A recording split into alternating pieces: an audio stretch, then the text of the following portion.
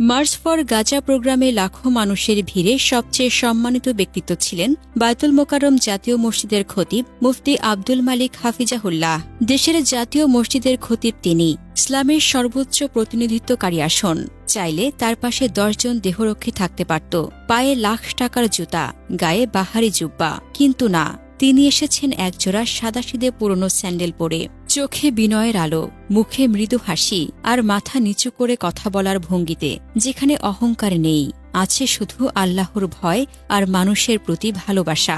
সামাজিক মাধ্যমে সালিকুর রহমানের বর্ণনা থেকে আমরা মুফতি আব্দুল মালিকের দুনিয়া বিমুখ জীবনের একটি অবিস্মরণীয় দৃষ্টান্ত পাই। তিনি লিখেছেন, খতিব আব্দুল মালিক হাফিজাহুল্লাহ প্রোগ্রাম শেষ হবার পর স্টেজে বসে আছেন। গেস্ট সবাই চলে গেছেন, একা উনিই বসা, শরীর অনেকটা অসুস্থ। সর্বশেষ ওনাকে নিয়ে মন্দির গেটে যাওয়া হয় পায়ে হেঁটে। সেখান থেকে বায়তুল মোকাররম যাবেন, কিন্তু একটা গাড়ি নেই, রিকশাও পাওয়া যাচ্ছে না। অনেক কষ্টের পর একটা ছোট ভ্যান পাওয়া যায়। মুফতি আব্দুল মালিক হাফিজাহুল্লাহ চালকের কাছে গিয়ে বলতেছেন, ভাই কষ্ট হবে, যেতে পারবেন?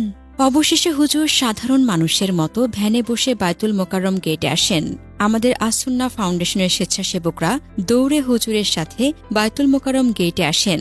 হুজুর ভ্যান থেকে নামলেন, পকেট থেকে একটা টাকার খাম বের করে ভ্যান চালকের হাতে দিয়ে আস্তে আস্তে করে বললেন, ভাই এগুলো আমার পক্ষ থেকে আপনাকে হাদিয়া। সম্ভবত টাকাগুলোর সভাপতি হিসেবে আজকে দেওয়া হয়েছে। কিন্তু হুজুর খাম খুলেও দেখেননি। কতটা দুনিয়া বিমুখ একটু চিন্তা করুন। মুফতি আব্দুল মালিক শুধু একজন খাতিব বা আলেম নন, তিনি একজন জীবন আদর্শ।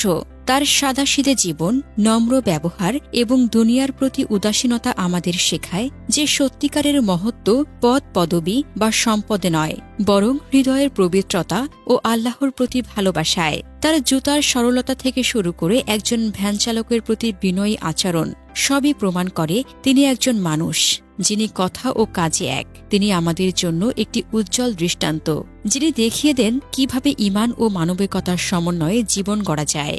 জানা যায়, মুফতি আব্দুল মালিক একজন প্রখ্যাত ইসলামী আলেম, হাদিস বিশারদ এবং ইসলামী আইন বিশেষজ্ঞ। তিনি 1969 সালের 29 আগস্ট কুমিল্লার লাকসাম উপজেলার সারাসপুরে জন্মগ্রহণ করেন।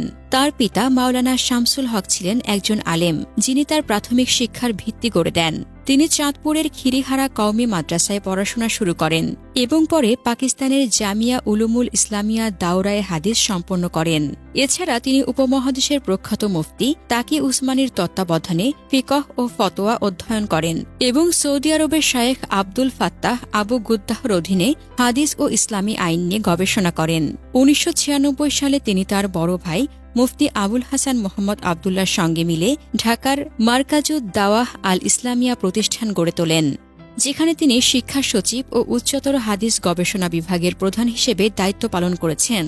তিনি জামিয়াতুল উলুম আল ইসলামিয়া ঢাকার শাইখুল হাদিস এবং মাসিক আল কাউসার পত্রিকার প্রতিষ্ঠাতা সম্পাদক। 2012 সালে তিনি বাংলাদেশ কওমি মাদ্রাসা শিক্ষা কমিশনের সদস্য এবং 2019 সালে ইসলামিক ফাউন্ডেশনের জাতীয় চাঁদ দেখা কমিটির প্রধান হিসেবে নিযুক্ত হন। 2024 সালের অক্টোবরে তিনি বায়তুল মোকাররম জাতীয় মসজিদের খতিব হিসেবে যুক্ত হন, যেখানে তিনি তার জ্ঞান, নম্রতা ও ঈমানী চেতনা দিয়ে মানুষের হৃদয় জয় করেছেন। তার বক্তৃতা ও খুতবায় ইসলামের সঠিক বার্তা পৌঁছে দেওয়ার পাশাপাশি তিনি সমাজের নানা সমস্যা নিয়ে স্পষ্ট ও সাহসী অবস্থান নেন।